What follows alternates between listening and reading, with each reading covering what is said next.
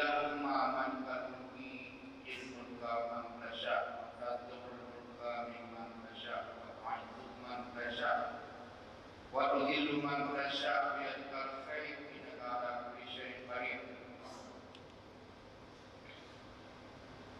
Kaum muslimin jamaah Jumat yang dirahmati Allah, ayat yang tadi bacakan tadi adalah kemakluman Allah kepada Nabi Muhammad SAW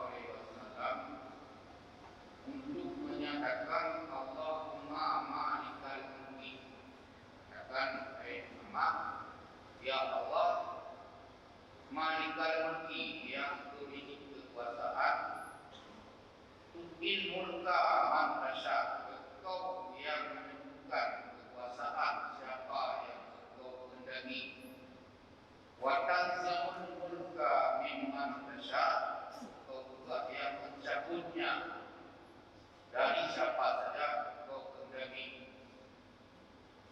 wa tu'izzu, dan engkau juga yang memuliakan izzat, memberi prestis, penilaian istimewa, man tasha, siapa kau suka, wa tuzillu, juga menghinakan siapa kau suka, biadikal khair, datanglah segala kebaikan, innaka ala kulli syai'in qadir, segala sesuatu Allah sangat berkuasa. Bagian pertama ayat ini adalah Allah mengatakan memiliki kekuasaan, siapa saja yang berikan usaha Allah. Kenapa dikaitkan dengan izzah? Ayat berikutnya tu'izzu man tasha wa tudhillu man tasha. Begitulah kondisi di pikiran kita, di benak kita hari ini. Kekuasaan itu identik dengan izzah, itu kemuliaan. Menghormatkan orang dapat lebih bernilai ganda bagi seorang yang memimpin. Tapi Allah tidak lupa menyelipkan tuzillu. Juga berapa banyak pemimpin itu bisa zillah, bisa mu'jiz, kapan-kapan bukan kehendaki, bisa menjadi hina. Kira-kira bahasa aku ini, seorang pemimpin hari ini satu kaki di surga, satu kaki di neraka. Kalau bahasa paling mudah dipahami, pemimpin hari ini satu kaki di istana, satu kaki di penjara. Jadi, apalagi Rasulullah pernah mengatakan seorang pemimpin yang sejenak saja tidak adil, 44 tahun ibadah tidak diterima. Demikian juga sebaliknya, seorang pemimpin sesaat saja dia berhasil, dia mendapat payung dari mereka, dari Allah SWT. Kemudian Nabi mengatakan pada satu golongan para orang yang berada di bawah garis kemiskinan yang mengacu kepada Rasulullah bahwa mereka tidak nasib baik seperti orang yang kaya-kaya. Di orang kaya bisa berhaji, bisa bersedekah, bisa beribadah kemana saja. Dan Rasul menghibur. Nanti pada hari kiamat orang miskin ini duluan masuk dengan orang kaya itu. Kira-kira itu 500 tahun darat tempuh. Kemudian satu hari itu 500 tahun darat tempuh. Jadi berhari-hari demi duluan orang miskin dari orang kaya. Bukan ini mau bisa sampaikan, kita sampaikan jelas sekali. Rasul mengatakan Nabi Sulaiman alaihissalam 40 tahun terlambat masuk surga dibandingkan dengan para nabi yang miskin yang tidak diberi jabatan sebagai raja, sebagai penguasa. Begini kira-kira. Jadi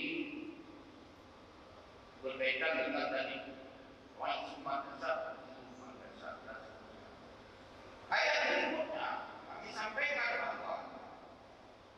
Inna aradna, sesungguhnya kami sudah menawarkan amanah. Amanah itu ada samawati kepada seluruh lapisan langit terhadap kita berapa lapisan ini. Sebelumnya disebutkan 7 lapis, 20 lapis. Samawat sama pun satu lagi samawat semua lagi. Wal ardi berarti bumi satu. Aradi mana? Ini satu bumi. Berarti ini planet bumi. Wal jibal dan seluruh gunung-gunung. Fa'abaina an yahmilnaha. Mereka itu abaina itu sama dimaksudkan. Abaina mau enggak. Ayahmilnaha. Mereka semua menjerit. Tidak mau menanggungnya. Wa asfaqna minha. Mereka takut akan mengkhianati amanah tersebut. Asfaqna minha. Garis bawahnya disebut.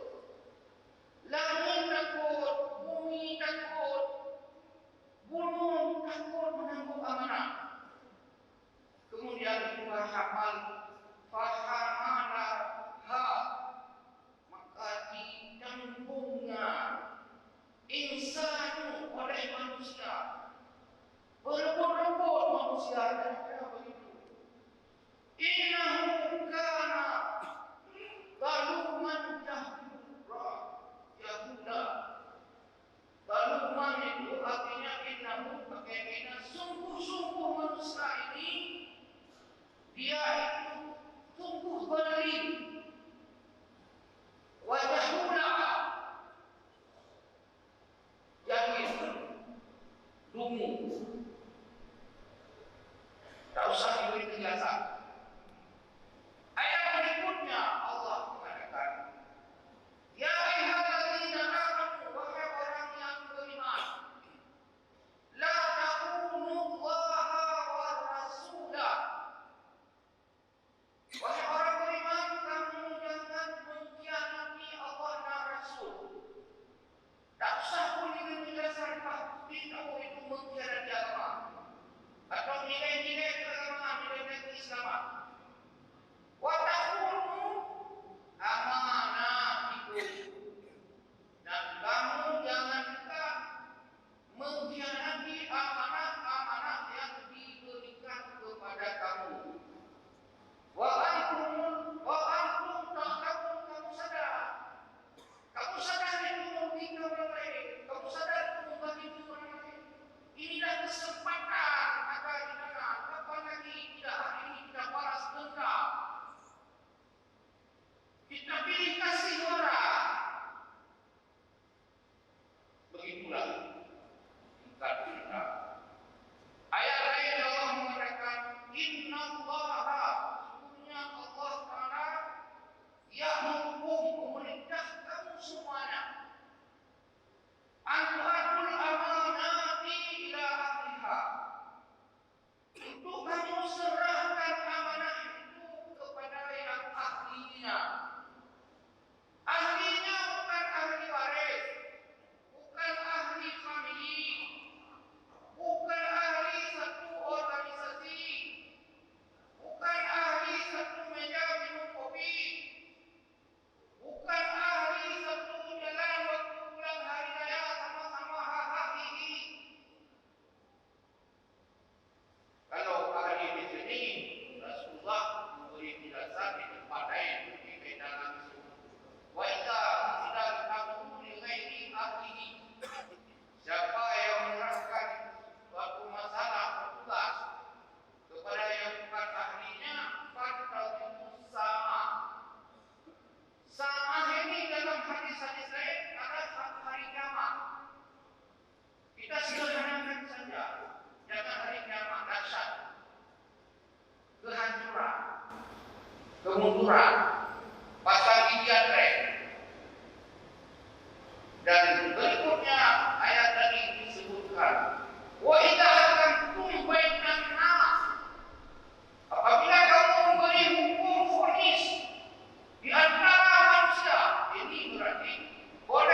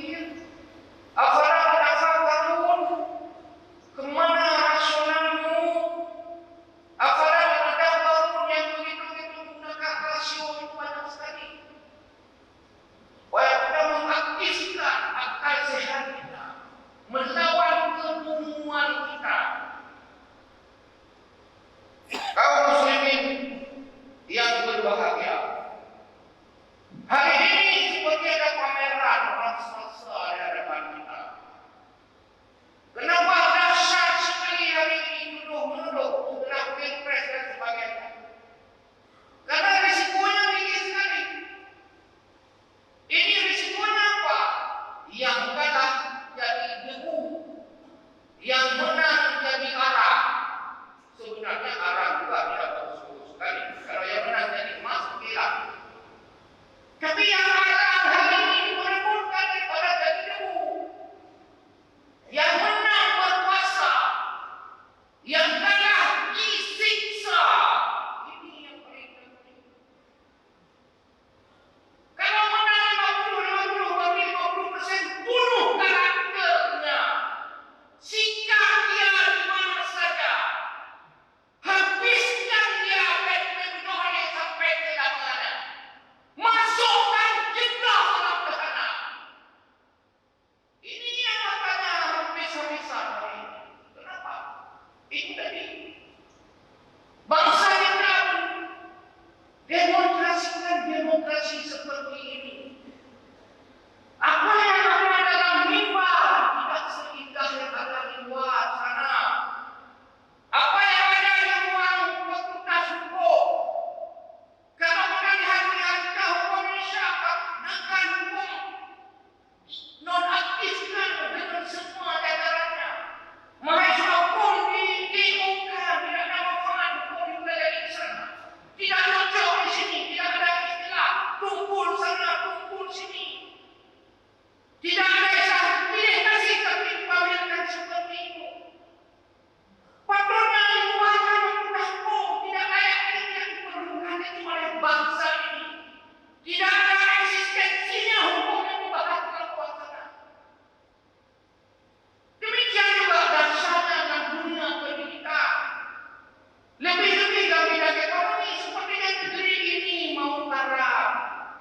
Dengan hutang yang sudah sampai ke leher, sampai ke batang hidup. Karam dalam pemakaran tangsitan kurang-kurang itu mau karam. Tapi tidak ada profesor ekonomi yang menjerit tunjuk kanan. Tidak ada profesor bidang hukum tunjuk kanan ini sudah salah terus. Kalau ada kampus diam 1000 bahasa, kita boleh balik ke kampus. Kalau pakar-pakar tidak mau berbicara, apalagi mahasiswa, tapi tidak punya dalam kantong sedananya. Kita didik mereka bio-bio. Kita didik mereka banci-banci.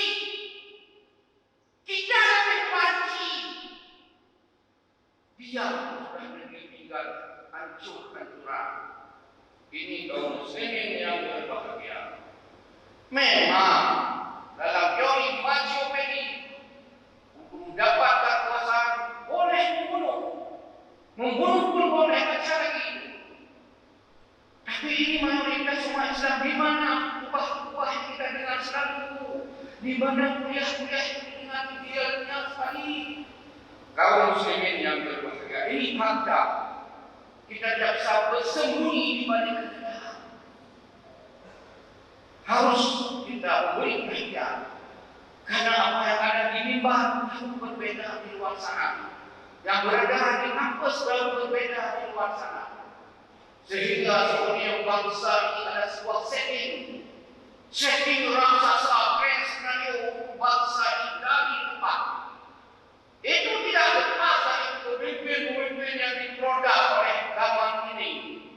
Dengan pemimpin-pemimpin yang tidak berkarakter, tidak punya bagaimana menyelesaikan problem, malah dari problem melepas badan, keluar badan dari problem, lepas ke sana, ke sana, ke berhenti sana, ke sana lagi, ke sana lagi. Pemimpin itu, kalau kita ambil Umar bin Khattab, kenapa? Ada buku dikarang oleh Abu Al-Ghazali. Bukunya Khilafah Wadu, diterjemahkan Khilafah dan Kerajaan. Sepanjang sejarah Islam, pemerintahan yang paling ideal adalah pemerintahan Khulafaur Rasyidin. Kemudian dari Khulafaur Rasyidin yang paling menonjol ditulis oleh penulis lain adalah Umar bin Khattab. Umar bin Khattab itu pimpinannya bisa dicontoh sampai 15 abad, tapi buku itu ditulis pada 14 abad. Masih berlaku sampai 14 abad.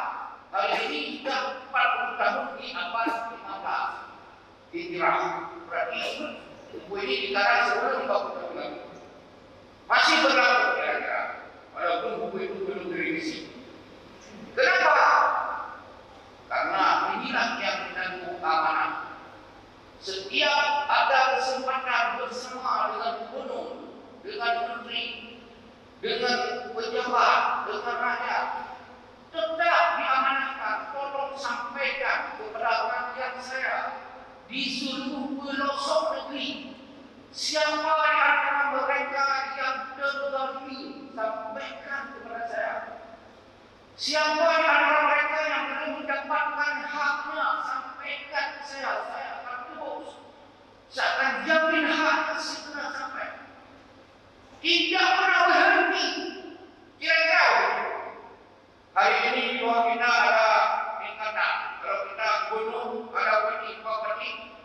Coba periksa adakah rakyat yang paling miskin di sana yang tidak dipedulikan oleh keberadaan dan lain-lain. Adakah yang masih berair mata? Dia bertanggung jawab penuh. Sekarang mungkin begini, yang mereka, adakah bawahan kita itu dizalimi oleh bawahan? Adakah bawahan kita dizalimi oleh bawahan lagi?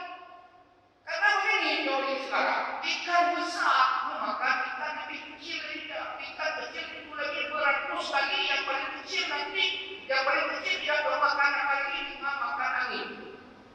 Begitu. Ada teori di bahasa yang mengatakan rezeki ulun minyak di bak pucuk dalam, rezeki ulun minyak daun bak jago udang, rezeki antara di ngon laut atau tangkurang udang.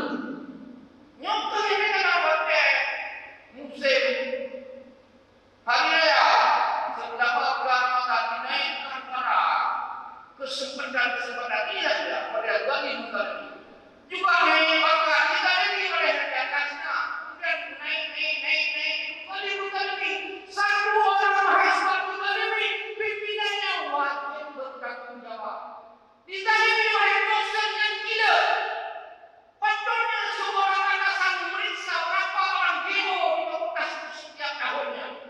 Berapa orang dipersulit oleh dekan-dekannya, oleh walet-waletnya, oleh pemimpin-pemimpinnya. Tulis umat yang hendak kita biarkan.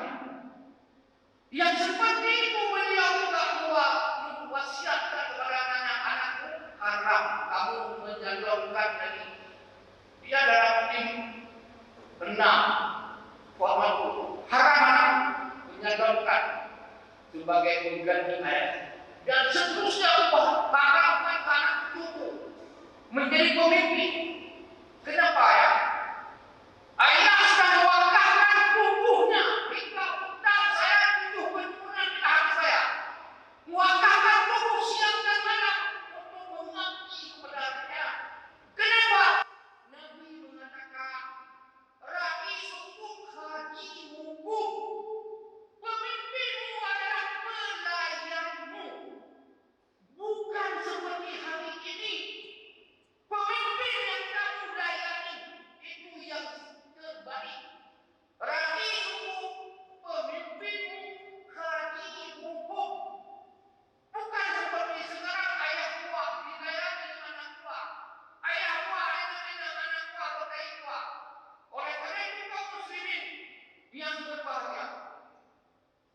Ini kriteria.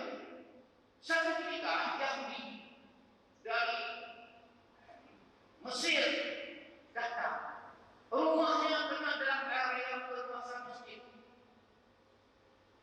Amr bin As gubernur sangat kejam dan tegas di Mesir. Jadi harus bongkar, bayar boleh, bongkar. Perluasan masjid sudah sepakat. Yahudi ini dia tidak mengadu kebenaran, datanglah kepada Umar bin Khattab.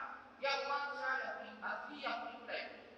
Rumah saya kena perluasan masjid. Saya tidak mau rumah itu karena rumah warisan dan sebagainya, sejarah historis dan sebagainya. Tolong berikan keadilan kepada saya. Langsung Umar bin Khattab mengambil tulang.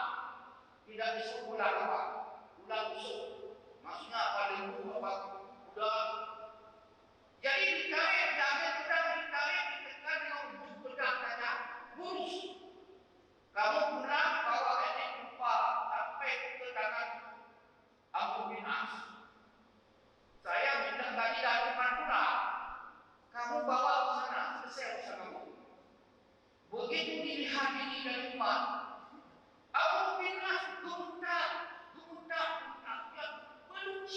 minta maaf.